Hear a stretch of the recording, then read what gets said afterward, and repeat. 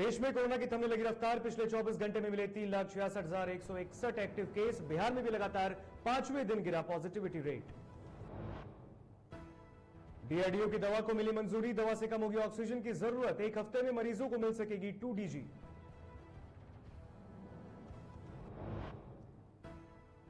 रांची में ऑक्सीमीटर जैसे कई मेडिकल सामानों की हो रही कालाबाजारी का पर्दाफाश। पुलिस ने 5 लोगों को किया गिरफ्तार। बिहार के कई जिलों के लिए जारी हुआ येलो अलर्ट। तेज आंधी तूफान के साथ वज्रपात की संभावना।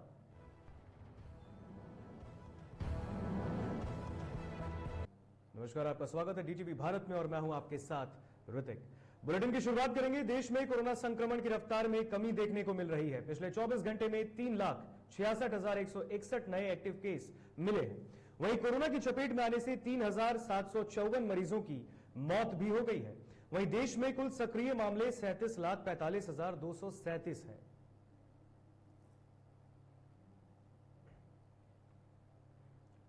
बात बिहार की। बिहार में भी कोरोना संक्रमण के मामलों में उतार चढ़ाव का सिलसिला जारी है। सूबे में पिछले 24 घंटे में 11,259 नए कोरोना संक्रमितों की पुष्टि हुई। इससे पहले शनिवार को 12,948 मामले सामने आए। पटना सहित 4 जिलों में 500 से अधिक नए संक्रमित मिले हैं। पटना में सर्वाधिक 1,646 नए संक्रमित मिले हैं, जबकि औरंगाबाद में 592, बेगूसराय में 565 और समस्तीपुर में 574 नए कोरोना संक्रमितों की पहचान हुई है। राज्य में इस दौरान 1,09,190 सैंपल की भी कोरोना जांच की गई है।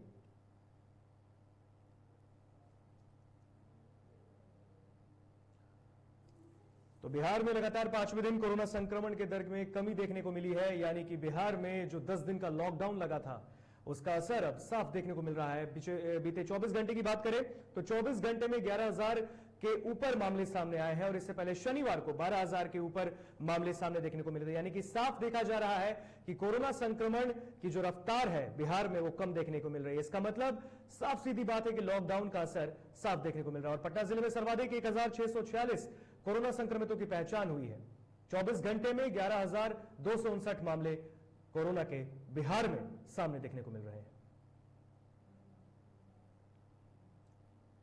एक तरफ जहां बिहार में ऑक्सीजन की कमी है, एम्बुलेंस सांसदों के घर में रखा हुआ है, तो वहीं दूसरी तरफ एक ऐसी तस्वीर हम आपको दिखाने जा रहे हैं जो आपको सूबे की लचर स्वास्थ्य व्यवस्था को साफ दर्शाता है।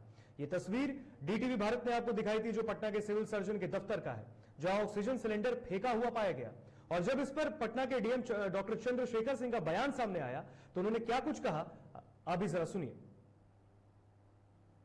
लोगों के हॉस्पिटल का सिलेंडर है, मार्केट का कहीं किसी का नहीं है। दूसरा ये कि ऑक्सीजन सिलेंडर हम लोगों के पास बहुत है। ऑक्सीजन सिलेंडर का इशू नहीं है, मेन इशू है कि उसमें ऑक्सीजन भरने का, ऑक्सीजन की रिफिलिंग का। तो हम लोगों को जो किल्लत थी, अभी दिक्कत थी, वो ऑक्सीजन की थी। सिलेंडर्स तो बहुत पड़े हैं हमारे पास सभी हॉस्पिटल्स में। तो जैसे जैसे हम लोगों का ऑक्सीजन प्रोडक्शन बढ़ रहा है, वैसे वैसे हम लोग रिफिल करके सभी ऑक्सीजन सिलेंडर को हम लोग यूज कर रहे हैं। कटिहार में ऑक्सीजन की कालाबाजारी का खुलासा हुआ है। इस दौरान 226 ऑक्सीजन सिलेंडर जब्त किए गए हैं, जिनको लोकमान्य तिलक एक्सप्रेस ट्रेन से कटिहार लाया गया। दरअसल कटिहार बजरंग दल और विश्व हिंदू परिषद शाखा को गुप्त सूचना मिली कि बड़ी संख्या में ऑक्सीजन सिलेंडर 2 गाड़ियों में भरकर शहर के महत्वपूर्ण जगहों पर भेजा जा रहा है, जिसकी सूचना पर जब बजरंग दल के कार्यकर्ताओं ने उस गाड़ी को रोकना चाहा तो कटिहार स्टेशन के वीआईपी गेट के सामने लगे गाड़ी से जुड़े लोग भागने लगे, जिसके बाद इसकी सूचना जिला प्रशासन के आला अधिकारियों को दी गई। फिलहाल पूरे मामले की जांच की जा रही है।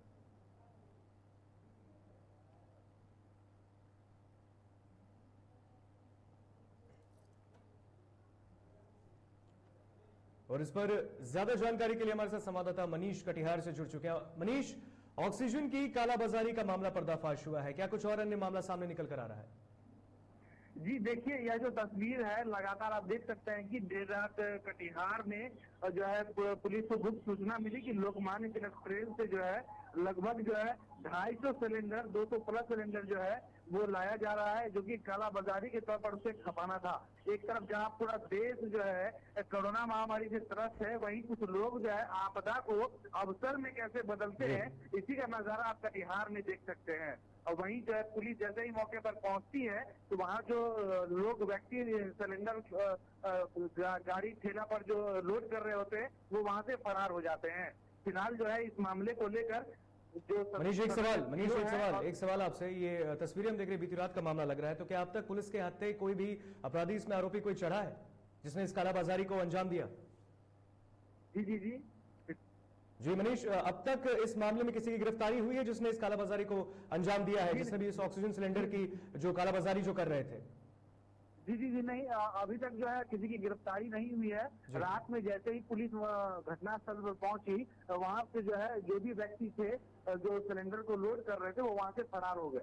और वहीं जो है पुलिस ने जो है कहा है कि निश्चित तौर पर जो है जांच के बाद जो भी जिनका भी नाम सामने आएगा उन पर जो कानूनी कार्रवाई की जाएगी। तो एक आखिरी सवाल मनीष आपसे, 226 ऑक्सीजन सिलेंडर को यहाँ पर जब्त किया गया, क्या उनके उन ऑक्सीजन सिलेंडर का अब क्या किया जा रहा है? क्या उन्हें, जो मरीज हैं जिनकी हालत गंभीर है, क्या उनके इलाज के लिए दिया जा रहा है? क्या इसके लिए आगे बढ़े, प्रशासन बढ़ी है? जी जी जी देखिए, फिलहाल जो है सारा ऑक्सीजन जो है जिला प्रशासन ने जब्त कर जो है अपने हैंडओवर रखा है। और जो है निश्चित तौर पर जो भी कोरोना संक्रमित मरीज है जिनको भी जरूरत होगी है उनके लिए वो जो है इस्तेमाल में लाया जाएगा। जी जी जी, तमाम जानकारी के लिए बहुत बहुत शुक्रिया आपका मनीष, और इस खबर पर आप नजर बना रखें, आगे भी हम आपसे अपडेट लेते रहेंगे। तो कटिहार का ये पूरा मामला है, विश्व हिंदू परिषद और बजरंग दल के कार्यकर्ताओं ने मिलकर इस कालाबाजारी को पर्दाफाश किया है। और सुपौल में एक ऐसी तस्वीर देखने को मिली है जिसने मानवीय संवेदना को झकझोर कर रख दिया है। जीते जी एक मरीज को ना अस्पताल मिला, ना ऑक्सीजन और ना ही एम्बुलेंस, लेकिन मरने के बाद मृतक को ऑक्सीजन लगाकर बीच सड़क पर छोड़ दिया गया। कोरोना की दूसरी लहर ने चारों तरफ हाहाकार मचा रखा है, लेकिन स्वास्थ्य विभाग की ऐसी लापरवाही आखिर कब तक बर्दाश्त की जाएगी? बाहर कर दी, बाहर करने के बाद 4 घंटा से हम मतलब एम्बुलेंस खोजते, और डीएम साहब को भी हम कॉल किए, रेफरल में भी जाके फोन किए, वहाँ पे भी डॉक्टर साहब से मिले कि हमको एम्बुलेंस सर दे दिया जाए, कम से कम एक एम्बुलेंस दिया जाए जो हम पेशेंट को लेकर के कम से कम सुपौल सदर अस्पताल जाएं। लेकिन एक भी ये लोग नहीं सुना और नहीं हमको एम्बुलेंस मिला। और यहाँ की व्यवस्था जो है मतलब क्या किया, बाहर से अंदर से बाहर करके रख दिया। देश में कोरोना ने कोहराम मचा रखा है, बिहार भी इससे छूता नहीं है। अस्पतालों में सुविधाएं नहीं मिलने के कारण मरीजों की हालत खराब हो रही है। ऐसे में दरभंगा के बेनीपुर अनुमंडल अस्पताल में 4 नए वेंटिलेटर रखे हुए हैं जिनका इस्तेमाल भी नहीं हो पा रहा है। आज तक इन्हें इंस्टॉल तक नहीं किया गया है। अनुमंडल अस्पताल के चिकित्सा प्रभारी की माने तो यहां ना तो आईसीयू है और ना ही इसे चलाने और देखरेख करने की कोई व्यवस्था। ऐसे में मरीजों को राहत कैसे मिलेगी, वहीं इसको लेकर लोगों में काफी नाराजगी भी देखने को मिल रही है। रेफर करते हैं और हमारे यहाँ 4 वेंटिलेटर हैं, लेकिन उसके लिए हमें यहाँ स्किल हैंड्स नहीं है। उसके मॉनिटरिंग के लिए, उसके मैनेजमेंट के लिए हमारे पास स्किल हैंड नहीं है, तो उसकी भी आवश्यकता है। और सबसे बड़ी बात है कि हमारे यहाँ आईसीयू नहीं है। तो ऐसे में जब हैंड्स हमारे पास माने ये स्किल नहीं है तो हम उसको चलाने में भी असमर्थ हैं। तो अगर तो इस तरह के केस को जब ज्यादा सीरियस केस होता है, जब माइल्ड केस होता है, उसको रखते हैं हम लोग केयर के लिए रखते हैं। मुंगेर में मानवता को शर्मसार करने का मामला सामने आया है, जो अस्पताल में इलाज के अभाव में एक महिला की मौत हो गई। परिजनों के मुताबिक बिगड़ती हालत में जब मृतका को अस्पताल लाया गया तो उसका डॉक्टर ने बिना कोविड जांच के इलाज नहीं किया और कोविड जांच में हुई देरी के कारण महिला की मौत हो गई।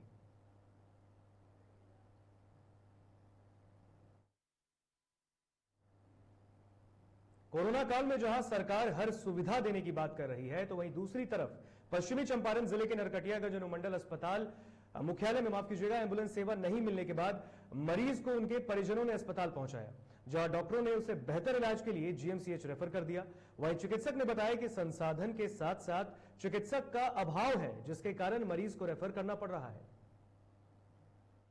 खराब हुई थी तो मैंने तुरंत हॉस्पिटल में पीएचसी प्रभारी को फोन लगाया, उनका नंबर नॉट रिस्पॉन्ड बताया। तो फिर मैंने एसडीएम साहिबा प्रशिक्षु पदाधिकारी शाहिला हीर मैम को फोन लगाया, तो उन्होंने मुझे यहाँ के कंट्रोल रूम का नंबर दिया। मैंने कंट्रोल रूम में बात किया तो उन लोगों का जवाब जो था बहुत सही तरीके से नहीं था। वो बोल रहे थे कम से कम 30 मिनट लगेंगे। तो मैंने बोला कि यहाँ स्टेज पेशेंट की क्रिटिकल और आप लोग 30 मिनट की बात कर रहे हैं, तो हम लोगों ने आनन फानन में हम लोगों ने ठेला पे लेके जहानाबाद में राजद विधायक सुदय यादव ने जिला प्रशासन द्वारा संचालित सामूहिक रसोई का औचक निरीक्षण किया।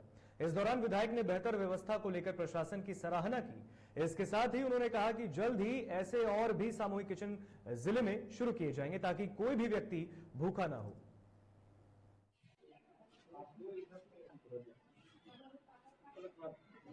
लगातार अभी तो ये मतलब अभी शुरू हुआ है 2 दिन से, और बाकी जो अभी कोरोना को लेकर के जहानाबाद में जो भयावह स्थिति, जहानाबाद ही में नहीं पूरे बिहार में, खास करके सरकार का जो स्वास्थ्य महकमा है वह पूरी तरह मतलब एकदम फ्लॉप है। आप देख रहे हैं कि आए दिन रोज दिन हम तो अस्पताल का और गांवों का भी रोज दिन जाकर लोगों से मिल रहे हैं। हृदय विदारक दृश्य मतलब जो है सामने, उसको बयान नहीं हम कर सकते हैं। रोहतास जिले के करगहर थाना क्षेत्र के पिपरा गांव के पास पुल के नीचे एक व्यक्ति का शव संदिग्ध अवस्था में बरामद हुआ है। मृत व्यक्ति की पहचान मुराली सिंह के रूप में हुई है। वहीं इस मामले में मृतक के बेटे ने बताया कि उसके पिता गांव के ही कुछ लोगों के साथ एक शादी समारोह में गए थे, जिसके बाद पुल के नीचे उनके शव मिलने की सूचना मिली। कोई घटना की सूचना पाकर पुलिस ने शव को पोस्टमार्टम के लिए भी भेज दिया है और मामले की छानबीन कर रही है। शाम को मतलब घर से निकले थे 8 बजे के लपेट में, तो फिर चले गए। रात को हम लोग को तो कुछ पता नहीं चला। कहाँ गए थे? यहीं पिपरा गांव के मतलब पीछे उसके बहुहारा। क्या करने गए थे? मतलब शादी समारोह में गए थे। तो फिर सुबह में मतलब हम लोग को पता चला कि मतलब कोई गिरा है ऐसे करके, तो बोला गया कि मतलब मेरे पापा के लिए बोला गया। तो मतलब हम सब लोग गए तो पुल के नीचे मतलब ऐसे गिरे हुए थे।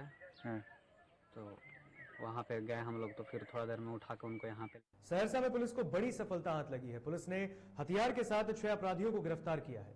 बताया जा रहा है कि गिरफ्तार अपराधी किसी बड़ी घटना को अंजाम देने की फिराक में जुटे थे।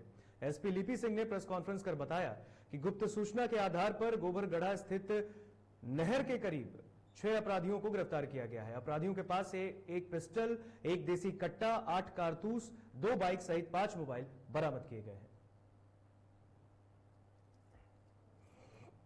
कल रात्रि में गुप्त सूचना मिली करीब 1 बजे की 6-7 अपराधकर्मी गोबरगढ़ा के पास जो नहर है वहां पर बैठ करके किसी अपराध को अंजाम देने की योजना बना रहे हैं। त्वरित कार्रवाई करते हुए अनुमंडल पुलिस पदाधिकारी सहरसा, साथ में सदर थानाध्यक्ष इंस्पेक्टर राजमणि की टीम के द्वारा वहां पर रेड किया गया। वहां से 4 अपराधियों को गिरफ्तार किया गया। चारों का आपराधिक इतिहास है, जिसमें से एक जो अभिजीत कुमार है, पहले भी उसके ऊपर मर्डर, 395, आर्म्स एक्ट, चोरी वगैरह की काफी घटनाएं की गई हैं। भागलपुर में कोरोना काल के बीच एक और जहां जिला प्रशासन ने वैश्विक महामारी के कुप्रभाव से निपटने के लिए एड़ी चोटी का जोर लगाया है, तो वहीं दूसरी ओर बालू माफिया और ट्रक चालक इस आपदा को अवसर के रूप में भुनाने में लगे हैं।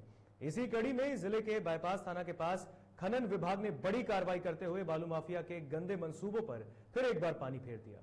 खनन विभाग ने बालू लदे 3 ओवरलोड ट्रक, 3 हाइवा और एक ट्रैक्टर को जब्त किया है।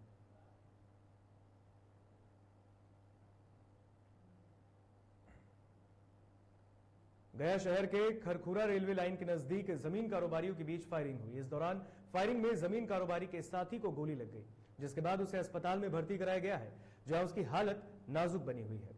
वहीं घटना की सूचना मिलने के बाद पुलिस मौके पर पहुंचकर मामले की तफ्तीश कर रही है।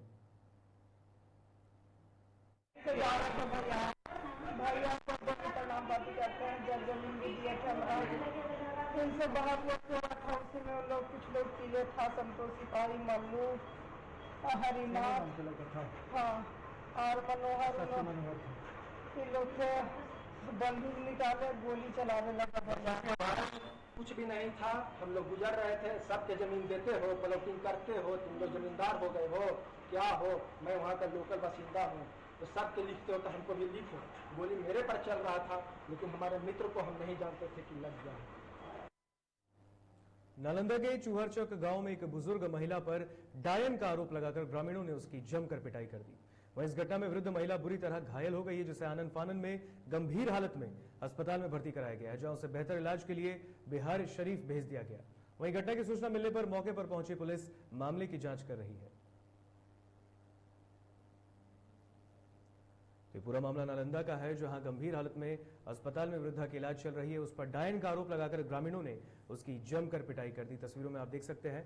फिलहाल पुलिस को इस मामले की सूचना दे दी गई है, जहां पुलिस पूरे मामले की छानबीन कर रही है। वहीं वृद्ध महिला को आनंद फानन में अस्पताल में भर्ती कराया गया, जहां उसे बेहतर इलाज के लिए नालंदा जिले के बिहार शरीफ रेफर किया गया है। वहां उनका इलाज चल रहा है। तो पूरा मामला डायन बिसाई का आरोप लगाकर इस पूरी घटना को अंजाम दिया गया है और वृद्ध महिला की जमकर पिटाई की गई है।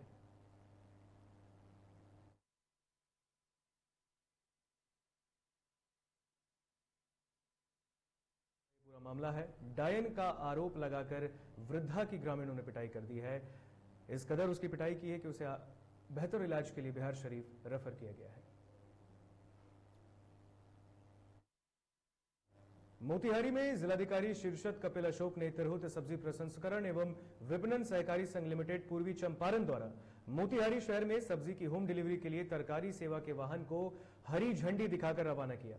बता दें कि कोरोना काल में सहकारिता विभाग द्वारा ऑनलाइन तरकारी सेवा के साथ साथ ऑफलाइन तरकारी सेवा भी उपलब्ध कराई जा रही है और ये शहर के विभिन्न क्षेत्रों में जाकर आम लोगों को हरी और ताजी सब्जी सस्ते दामों में उपलब्ध कराएगी। वहीं डीएम ने जिलेवासियों से इस कोरोना काल में इस सेवा का लाभ उठाने की अपील की है।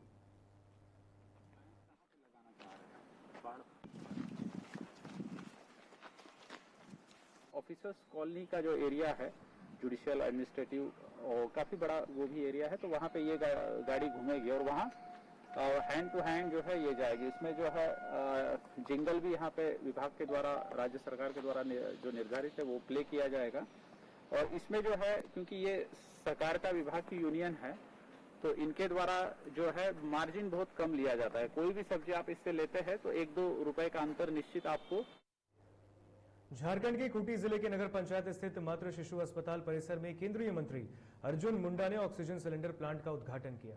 इस दौरान उन्होंने कहा कि इस ऑक्सीजन प्लांट की क्षमता 5000 लीटर प्रति घंटा ऑक्सीजन उत्पादन करने की है और अब इस महामारी के दौर में ऑक्सीजन की कमी नहीं होगी। वहीं ऑक्सीजन प्लांट को रिकॉर्ड समय में स्थापित करने को लेकर केंद्रीय मंत्री ने जिला प्रशासन की जमकर तारीफ भी की है।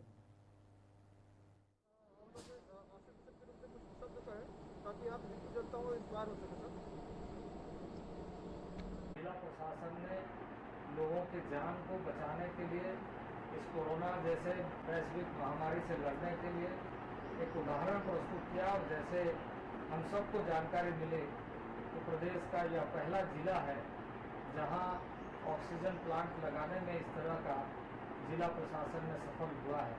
तो इसके लिए मैं जिला प्रशासन के लोगों को मैं बहुत बधाई देता हूं और इस सराहनीय कदम से निश्चित रूप से खूंटी जिला सहित आसपास के ऐसे क्षेत्रों से आने वाले लोगों को भी इसका लाभ मिलेगा, जिससे कि वो कोरोना जैसे वैश्विक महामारी में अपना जीवन बचा सके और उसमें बहुत उपयोगी सिद्ध होगा। यह पूरा देश कोरोना त्रासदी की मार झेल रहा है। ऐसे में हर इंसान एक दूसरे की मदद के लिए आगे बढ़ रहा है, लेकिन कुछ लोग ऐसे भी हैं जो आपदा को अवसर समझ रहे हैं और मानवता तक पर रखकर गलत तरीके से पैसा कमा रहे हैं।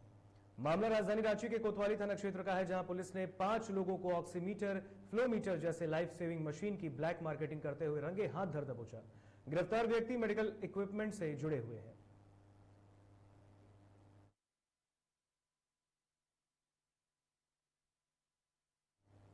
तो पुलिस ने 5 लोगों को गिरफ्तार किया है। ऑक्सीमीटर की कालाबाजारी चल रही थी। यहां पर यह मामला पूरा रांची के कोतवाली थाना का है। 5 लोगों को पुलिस ने रंगे हाथों धर दबोचा है। इस कालाबाजारी का पर्दाफाश किया है पुलिस ने राजधानी रांची के कोतवाली थाना क्षेत्र, जहां पुलिस ने 5 लोगों को ऑक्सीमीटर, फ्लोमीटर जैसे लाइफ सेविंग मशीन की ब्लैक मार्केटिंग करते हुए रंगे हाथ धर दबोचा है। वहीं आपको बता दें कि गिरफ्तार व्यक्ति जो है वो मेडिकल इक्विपमेंट से जुड़े हुए हैं। 2 दिन से लगातार ये सूचना मिल रही थी कि कोतवाली क्षेत्र में मूल कीमत से अधिक दामों पर ऑक्सीमीटर, फ्लोमीटर की बिक्री की जा रही है। जांच के क्रम में कुछ मोबाइल नंबर सामने आए जिनके बारे में बताया गया कि इन नंबर से लोग बिक्री कर रहे हैं। जब सत्यापन हेतु ग्राहक बनकर उन मोबाइल नंबर से संपर्क किया गया तो इस बात की पुष्टि हुई कि वो लोग मूल दाम से अधिक कीमत पर फ्लोमीटर बेच रहे हैं। तो ऐसे में योजना बनाकर 2 अलग अलग जगह छापेमारियाँ की गई, तो उसमें कुल 5 गिरफ्तारियाँ। इन लोगों को दो गिरफ्तारियां किशोरगंज चौक से हुई, किशोरगंज चौपाली मामले में हुई और 3 गिरफ्तारियां महावीर। झारखंड के देवघर में रविवार को पुलिस ने छापेमारी अभियान चलाया। दरअसल पुलिस को लॉकडाउन के मनाही के बावजूद कई दुकानें खुली रहने की शिकायत मिली, जिसके बाद एसपी अश्विनी सिन्हा ने दलबल के साथ छापेमारी करते हुए कई दुकानदारों पर महामारी एक्ट के तहत कार्रवाई करने की बात कही। इस दौरान अन्य दुकानदारों को चेतावनी देते हुए लॉकडाउन के नियमों का पालन करने को भी कहा गया है।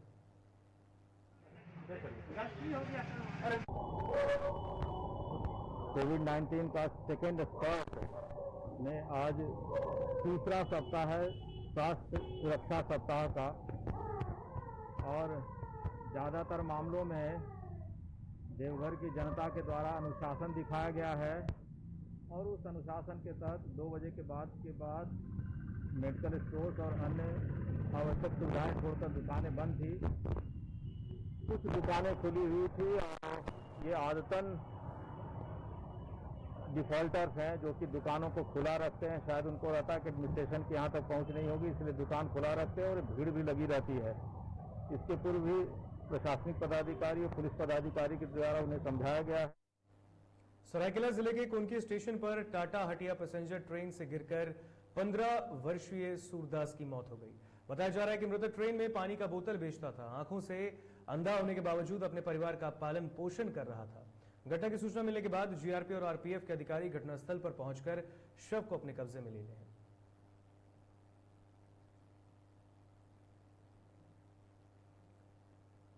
बिहार के कई जिलों में येलो अलर्ट जारी किया गया है। मौसम विभाग के अनुसार राज्य के कई जिलों में, जिनमें शिवहर, पूर्वी चंपारण, सीतामढ़ी, गोपालगंज, सीवान, सारण जिलों में करीब 50 से 60 किलोमीटर प्रति घंटे की रफ्तार से तेज आंधी चलने की संभावना जताई जा रही है।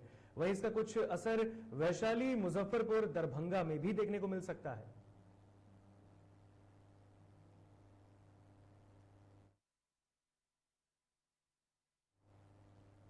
लातेहार के मनिका थाना क्षेत्र में वज्रपात से 2 बच्चों की मौके पर ही मौत हो गई, जबकि 4 अन्य बच्चे गंभीर रूप से जख्मी हैं। बताया जा रहा है कि बच्चे बागान में आम चुनने के लिए गए थे, तभी वज्रपात से 2 बच्चों की मौत हो गई, जबकि 4 बच्चे बुरी तरह घायल हैं, जिन्हें इलाज के लिए अस्पताल में भर्ती कराया गया है।